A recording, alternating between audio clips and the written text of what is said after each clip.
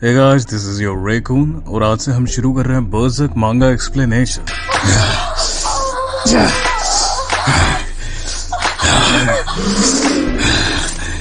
तू मेरे जाल में फंस गया। तेरा आखिरी स्वर का स्वाद है नर्क में जाने से पहले। जो यहाँ पर फंसा है वो सिर्फ तू है कुतिया।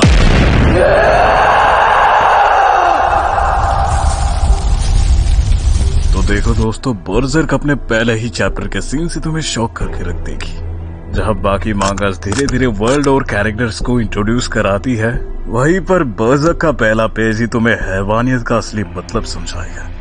तो आज हम शुरू करने जा रहे Berserk volume 1 part 1, the black swordsman's beginning.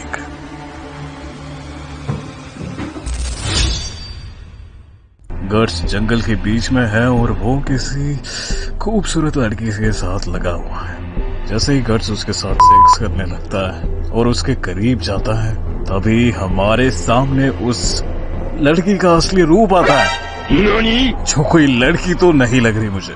उसका चेहरा बदलने लगता है और एक भयानक डीमन में बदल जाती है। वो गर्ट्स को पकड़ लेती, उसे जकड़ लेती। भाई वो मजे भी आ रही लेकिन यही हमें गर्ट्स की असली पर्सनैलिटी दिखाई देती है। बिना घबराए वो अपने लोहे के हाथ से एक छुपी हुई कैनन निकालता है और उस डीमन को उड़ा देता है। गर्ट्स भी लाइक, काम हो गया, चल फक यू बीच। लेकिन हाँ, ये सीन रीडर्स को एक बात साफ कर देता है। गर्ट्स हमेशा तैयार रहता है। वो जानता है कि उसकी दुनिया कितनी गंदी और घिनौनी है, इसलिए वो किसी पर भरोसा नहीं करता। इस फाइट के बाद हमें पहली बार पूरी तरह गर्ट्स का इंट्रोडक्शन मिलता है। एक लंबा मस्कुलर आदमी जिसकी पीठ पर लटकी हुई है एक तलवार, जो इंसानों के लिए नामुमकिन है उठाना। तुम सुन रहे हो, क्योंकि भाई गर्ट्स भी एक इंसान है, स्टिल वो उठा सकता है और बाकी कोई नहीं उठा सकते। He is a dam monster, you know. और इसकी तलवार का नाम है ड्रैगन स्लेयर। इसकी भी अलग कहानी, वो बाद में देखते हैं, आगे हमें पता ही चलेगा। तभी कहानी शिफ्ट होती है और हमें दिखाया जाता है कि कुछ लोग जो कार्ड में बंधे हुए हैं, जिनको केज में डालकर कहीं लिया जा रहा है। तो फिर हमें दिखाया जाता है कि उस कार्ड में एक एल्फ है जिसे उन्होंने बंदी करके रखा है। तो एक एल्फ क्या है? बेसिकली ये काइंड तुम समझ लो कि एक परी है, मैजिकल परी है सपोज, है ना, जिनके पास भी थोड़ी बहुत सुपर पावर्स होती है, थोड़ी बहुत नहीं होती है मतलब।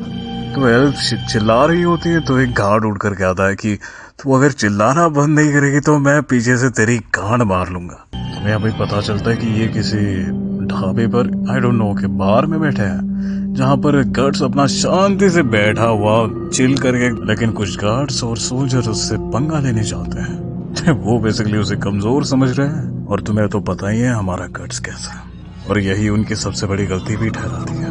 उनमें से एक गर्ड पर हमला करने वाला है कि तू खुद को क्या समझता है, ऐसे करके। तभी हम देखते हैं गर्ड्स ने एक लोंडे की आंख और एक के मुंह में तीर घुसा दिया अपने हाथ से।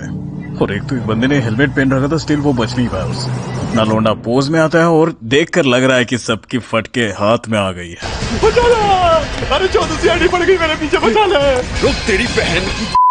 तभी हम देखते हैं कि गर्ट्स ने जिससे पहले मारा था उसका तीर निकाल कर वापस उसके घुसा देता है। ब्रो इज लाइक सबको टॉर्चर कर रहा है इस समय। तो गर्ट्स उनमें से एक को उठाकर कहता है, तू कोका कैसल में से एक है ना।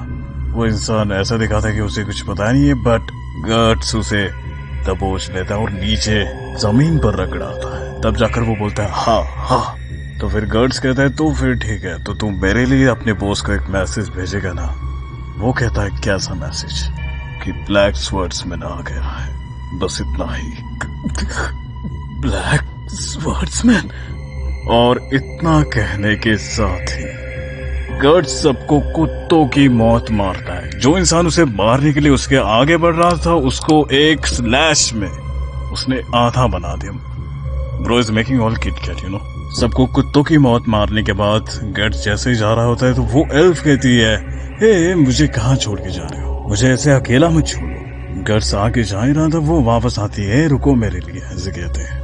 तभी हमें यहाँ पर उस एल्फ का नाम इंट्रोड्यूस करा जाता है, जिसका नाम है पक।